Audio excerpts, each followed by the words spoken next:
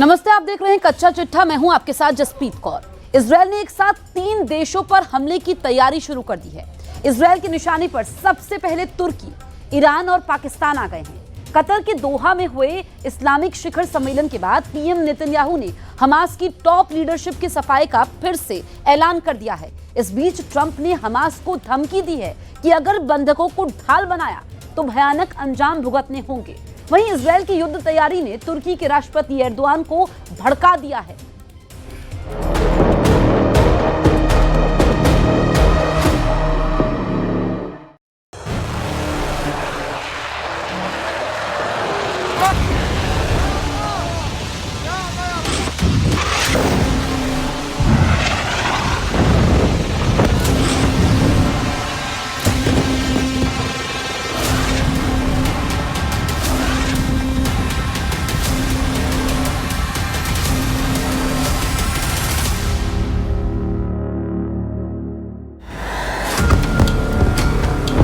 में घुसे इजराइल के टैंक।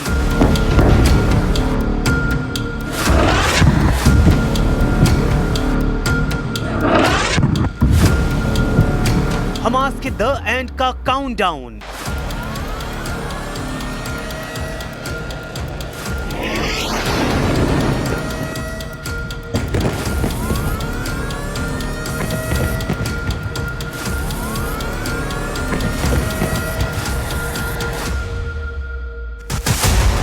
इजराइल के 3 सबसे कट्टर दुश्मनों का नंबर आ गया। क्या वो ईरान है? क्या वो तुर्की है? या फिर अरब वर्ल्ड का कोई और देश?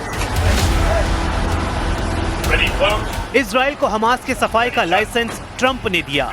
जैसे ही सुपर पावर का फ्री हैंड मिला, इजराइल ने तबाही मचा दी।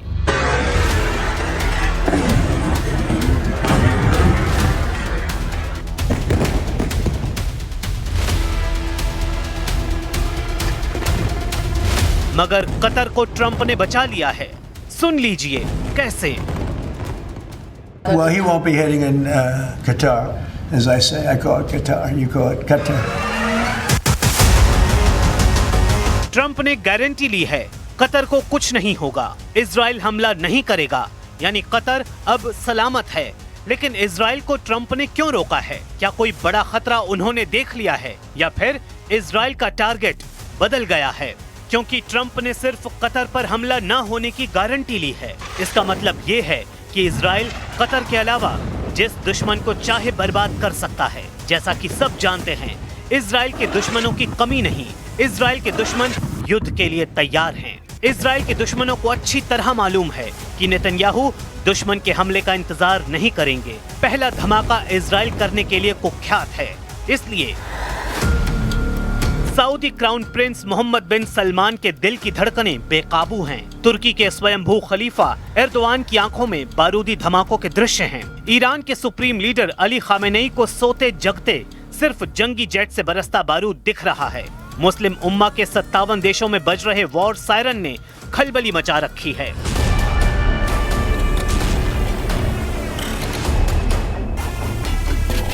जैसे कतर दहल गया, जैसे गाजा जल गया, जैसे लेबनान खंडहर बना, जैसे यमन में बरसा बारूद, जैसे सीरिया हुआ निस्ते नाबूद, वैसी ही बारूदी कयामत से खाक होने का नंबर इजराइल के अगले दुश्मन का है। इस डर से अरब लीग में हड़कंप है। इजराइल के हमले के खौफ से मुस्लिम उम्मा में युद्ध की तैयारी हो रही है। शिखर सम्मेलन हो रहा है। नेटो की तरह इस्लामी देश सैन्य संगठन बनाने का प्लान बना रहे हैं। दोहा में 57 सुप्रीम लीडर जुटे हैं। सबका मकसद सिर्फ और सिर्फ इजराइल की बर्बादी है। सबका मकसद इजराइल के खतरे को मिटा देना है। अरब वर्ल्ड एकजुट होने का मैसेज दे रहा है। इजराइल को हथियारों की नुमाइश से डराने की रणनीति भी चली जा रही है, जिसे देखते हुए सुपर पावर अमेरिका ने भी दोहा में अपनी मौजूदगी दर्ज करा दी है। अमेरिकी विदेश मंत्री मार्को रूबियो दोहा पहुंचे, लेकिन उससे पहले वो यरूशलेम में नेतन्याहू से मिलकर आए, जहां गाजा में सुपर पावर ने नेतन्याहू को फ्री हैंड दे दिया है। जिसके बाद इजराइल ने गाजा पर टोटल कंट्रोल का मिलिट्री ऑपरेशन भी शुरू कर दिया है। गाजा में इजराइल के ग्राउंड ऑपरेशन के बाद युद्ध फिर से भीषण दौर में पहुंच गया है। प्रेसिडेंट ट्रंप ने नेतन्याहू को फ्री हैंड देने की वजह हमास की उस धमकी को बताया है, जिसमें उसने 20 बंधकों को मानव ढाल बनाने की बात कही है। There was an article that I read in a newspaper just about an hour ago where Hamas said they're going to use the 20 hostages as human shields. They're going to bring them up from the dark tunnels and they're going to put them in the line of fire so that if Israel goes forward, they're going to die. And I thought that was very terrible. And I put out a statement on that. You saw that.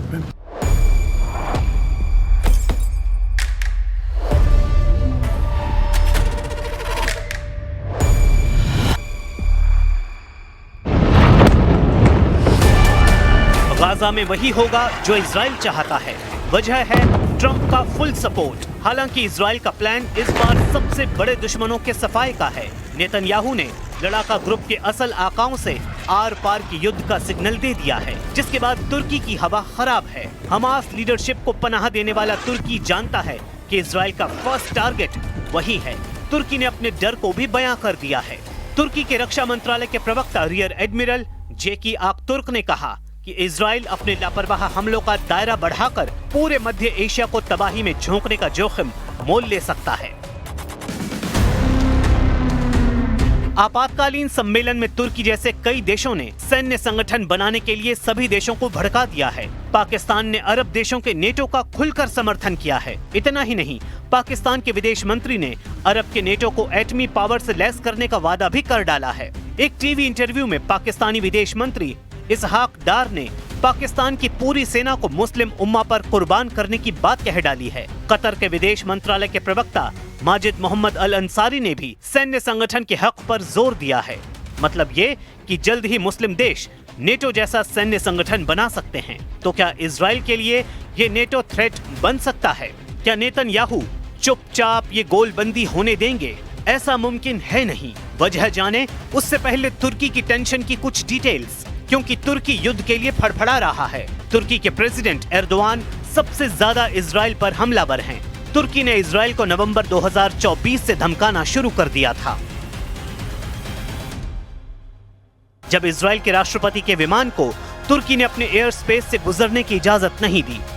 इसकी वजह से उनकी जलवायु सम्मेलन की यात्रा रद्द हो गई थी। फिर मई 2025 में भी इजराइल के प्रधानमंत्री बेंजामिन नेतन्याहू को बाकू दौरा रद्द करना पड़ा, क्योंकि तुर्की ने उन्हें ओवरफ्लाइट की इजाजत नहीं दी। इसलिए अब तुर्की में कहा जा रहा है कि गाजा में सबका बदला लेगा हमारा एर्दोआन। इसलिए तुर्की ने इजराइल से आर्थिक रिश्ते तोड़ दिए हैं, अपना एयर स्पेस इजरायली विमानों के लिए बंद कर दिया है, अपने बंदरगाहों पर इजरायली जहाजों की एंट्री पर पाबंदी लगा दी है और एर्दोआन ने अपने जहाजों को भी इजरायली बंदरगाहों पर जाने की इजाजत देने से मना कर दिया है।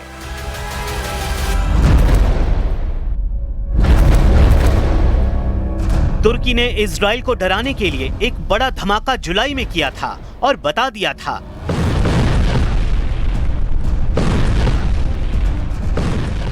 कि ऐसा धमाका, ऐसी तबाही, ऐसे कंपा देने वाला ब्लास्ट, अब एर्दोआन का बम तैयार है। ये तुर्की का वो बम है जिसका धमाका दुनिया को तब दिखाया गया जब एर्दोआन इजराइल को चेतावनी दे रहे हैं। इस बम को जमीन पर एक रेल पर टेस्ट किया गया। देखिए कैसे एक रेलवे ट्रैक पर इस बम को लॉन्च किया जाता है। रफ्तार इतनी ज्यादा कि नजर आना मुश्किल है। ये उतनी ही रफ्तार है जितनी तेजी से ये आसमान से गिरता है।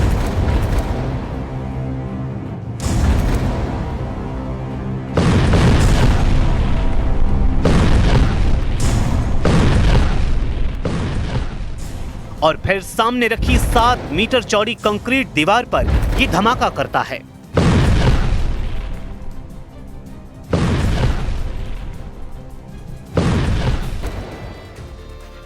अब वो बम देखिए जिसे तुर्की की एयरफोर्स इस्तेमाल करेगी। तुर्की ने इस बम को अपने F-16 जेट पर लगाया है और जमीन पर इसके टेस्ट भी किए गए। जब टरमैक पर खड़े एक F-16 से इस बम को रिलीज करने की प्रैक्टिस की गई। में इसे भूत कहा जाता है। दूसरे बम का नाम है गजब यानी गुस्सा।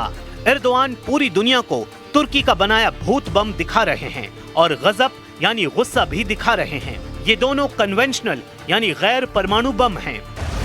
ये दोनों बंकर बस्टर बम हैं और दोनों ही करीब 1000 किलो वजन के हैं। ये दोनों ही बम बहुत ज्यादा खतरनाक हैं। दोनों ही F-16 जैसे विमान से लॉन्च किए जा सकते हैं। गजब बम, जिसके तुर्किश भाषा में मायने होते हैं गुस्सा। क्या ये एर्दोआन का गुस्सा है जो इजराइल पर फूटेगा? माना जा रहा है कि तुर्की के दोनों बम अब एर्दोआन को बड़े युद्ध के लिए तैयार कर चुके हैं। तुर्की का दावा है कि गजब बम 2 किलोमीटर के दायरे में सब कुछ तबाह। यह अमेरिका के MK-84 और मार्क 84 बंकर बस्टर से 3 गुना ज्यादा ताकतवर बताया जा रहा है। नेटो देशों के मुख्य हथियारों में से एक MK-84 बम 3.5 मीटर चौड़ी कंक्रीट को भेद सकता है, जबकि तुर्की का गजब बम 7 मीटर चौड़ी कंक्रीट को चीर कर दिखा चुका है। दोनों ही बम का वजन 1000 किलो से कुछ ही कम है। दोनों को विमानों से लॉन्च किया जा सकता है। धमाके के दौरान गजब बम से करीब 10,000 बॉम्बलेट्स यानी विशेष घातक कण चारों तरफ फैल जाते हैं। ये कण 10 अलग अलग तरह के घातक टुकड़ों में बदलकर भयानक तबाही फैलाते हैं। गजब बम को सिर्फ एक हथियार नहीं बल्कि तुर्की की डिफेंस इंडस्ट्री में एक क्रांति कहा जा रहा है और इससे एर्दोआन का जोश बहुत बढ़ा हुआ है।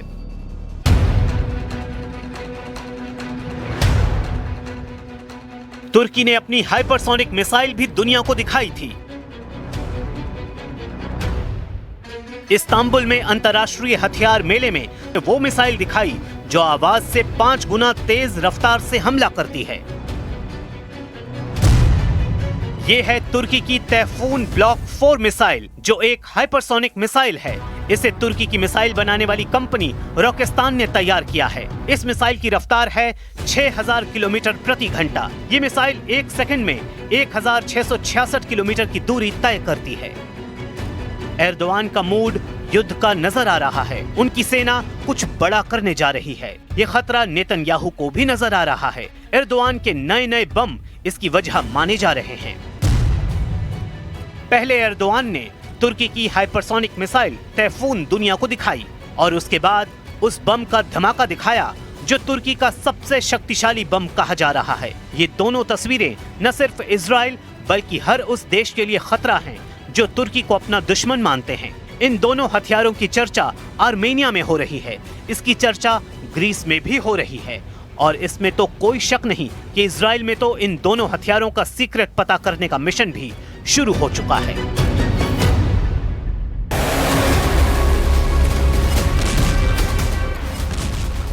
अब कतर को लेकर नेतन्याहू और एर्दोआन की टक्कर शुरू हो चुकी है।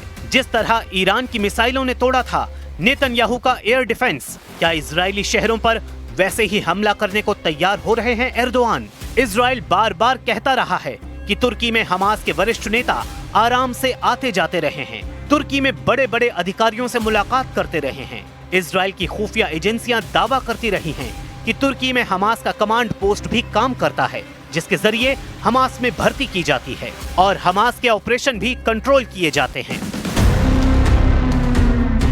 जाहिर है तुर्की पहला निशाना है।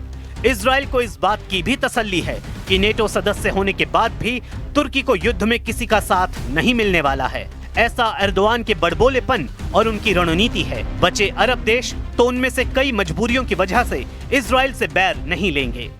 जैसे सऊदी अरब हूथी लड़ाकों के हमले से बचने के लिए इजराइल से युद्ध करने से बचता है।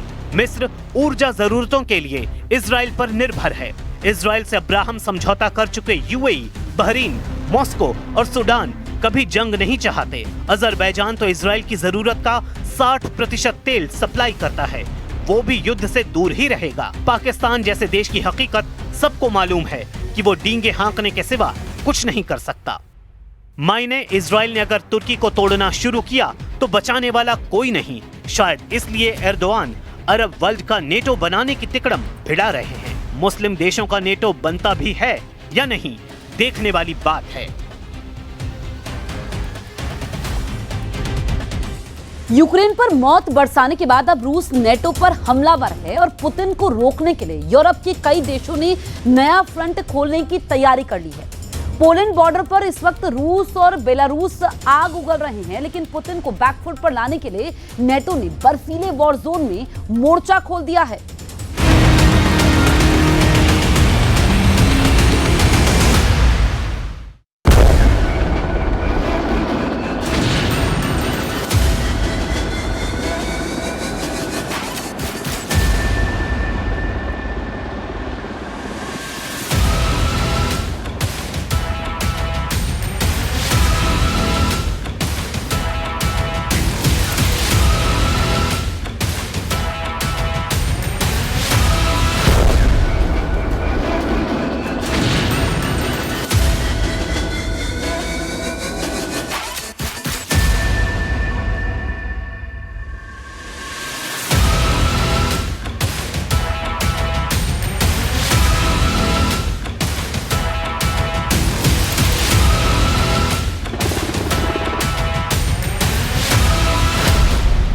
लाइट 2025। पुतिन के खौफ ने नेटो के कमांडो दस्तों को अलर्ट कर दिया है। दुनिया की सबसे ठंडे इलाकों में से ग्रीनलैंड के पास 5 देशों के सैकड़ों सैनिक जमा हुए।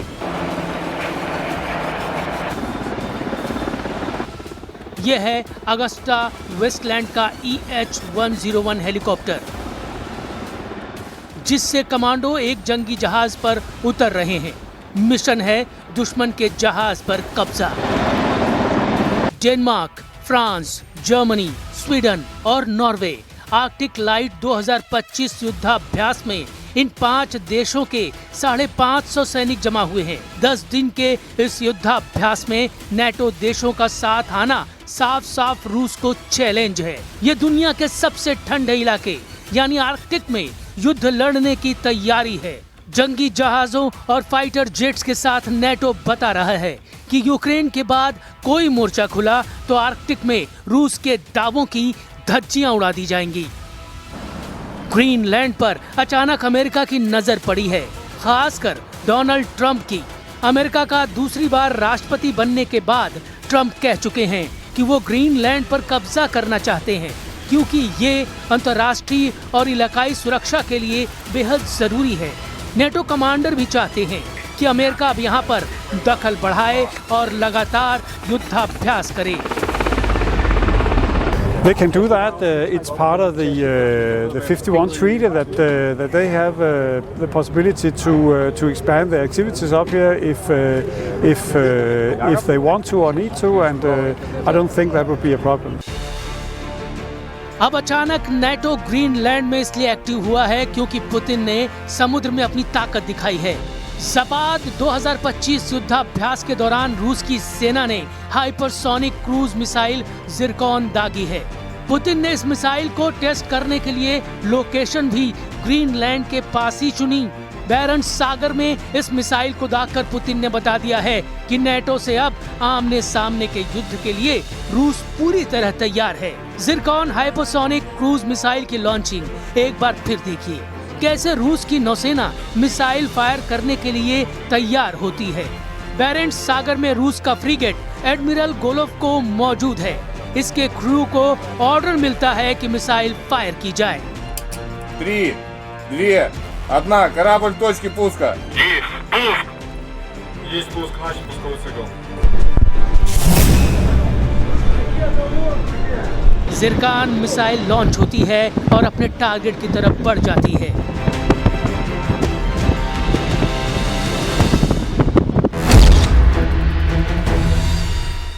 रूस की Zircon missile hypersonic cruise missile है। इसकी रफ्तार मैक 9 यानी करीब 11,000 किलोमीटर है। यह मिसाइल 1 सेकंड में 3 किलोमीटर का सफर तय करती है। जिरकॉन की रेंज 1000 किलोमीटर से ज्यादा है और ये जमीन से 28 किलोमीटर की ऊंचाई पर उड़ते हुए अपने टारगेट पर पहुंचती है। इस मिसाइल में 400 किलो का वॉरहेड लगा हुआ है, यानी इसके टारगेट का बचना नामुमकिन होगा। ये पुतिन की गारंटी है। रूस में जिरकॉन मिसाइल को पनडुब्बी जंगी जहाज से दागने के लिए बनाया गया है, जबकि जमीन से लॉन्च करने वाली लॉन्चिंग पर लगातार काम जारी है। रूस से ऐसे बढ़ते हुए खतरों को लेकर नेटो बहुत ज्यादा बेचैन हो गया है। यही वजह है कि उसने भी अब आर्कटिक में युद्धाभ्यास करने का फैसला किया है। All of us that works in this business think that Russia will use resources elsewhere than in Ukraine, and it will also be in the Arctic area, I think. So there's a threat, not a threat today, but a future threat we are looking into. Belarus और रूस के युद्धाभ्यास में Putin ने अपने Sukhoi 34 bomber को भी carpet bombing के लिए आजमा लिया है। यूक्रेन में इस बॉम्बर ने निप्रो नदी के आसपास सभी शहरों में बहुत ही खतरनाक बमबारी को अंजाम दिया है। इसी फाइटर बॉम्बर ने कई मोर्चों पर जेलेंस्की को हार की चौखट तक पहुंचा दिया है। यह विमान लंबी दूरी की क्रूज मिसाइल फायर करता है। ज्यादा फासला होने की वजह से जेलेंस्की के एयर सिस्टम चाहकर भी मुकाबला नहीं कर पाते। ज़ापोरिज़िया में ऐसे ही एक हमले के बाद का हाल देखिए। पुतिन के हमलों ने सब कुछ जला डाला है। क्या इमारत, क्या गाड़ियां। जापोरिजिया में सब कुछ जल रहा है। पुतिन की एयरफोर्स और मिसाइल बैटरी ने यहाँ 10 हमले अंजाम दिए हैं। जेलेंस्की के लिए ऐसे हालात अब और झेलना बहुत मुश्किल साबित हो रहा है। ऐसे हमलों के आगे नेटो भी बेबस नजर आने लगा है, क्योंकि उसके दिए हर एयर डिफेंस सिस्टम भी अब पुतिन का सामना करने में जूझ रहे हैं। ये बात डोनाल्ड ट्रंप भी बहुत अच्छी तरह समझ चुके हैं। Well, they're not doing the job. NATO has to get together. Europe has to get together and do it. Look, they're my friends, but they're buying oil from Russia. So we can't be expected to be the only ones that are, full bore. But Europe is buying oil from Russia. I don't want them to buy oil. And the sanctions that they're putting on are not tough enough. And I'm willing to do sanctions, but they're going to have to toughen up their sanctions commensurate with what I'm doing. रूस ने दावा किया है कि उसने Ukraine में 142 ठिकानों पर हमला किया है। इस दौरान उसने यूक्रेन को अमेरिका से मिले हाई मार्स रॉकेट सिस्टम को भी उड़ा दिया। वहीं यूक्रेन की तरफ से लॉन्च किए गए 361 ड्रोन भी मार गिराए गए। लेकिन यूक्रेन ने रूस के तेल ठिकानों को टारगेट करके बड़ा जख्म पहुंचाने का दावा किया है। रूस में तेल रिफाइनरी जेलेंस्की का बड़ा टारगेट बन चुकी है। सवाल है कि क्या पुतिन जेलेंस्की के साथ साथ अब पोलैंड से भी लड़ने के लिए पूरी तरह तैयार हैं? क्योंकि बेलारूस में युद्धाभ्यास को लेकर नेटो के समीकरण अचानक बिगड़ने लगे हैं। उसे अब यूक्रेन से ज्यादा अपने बॉर्डर की फिक्र सताने लगी है।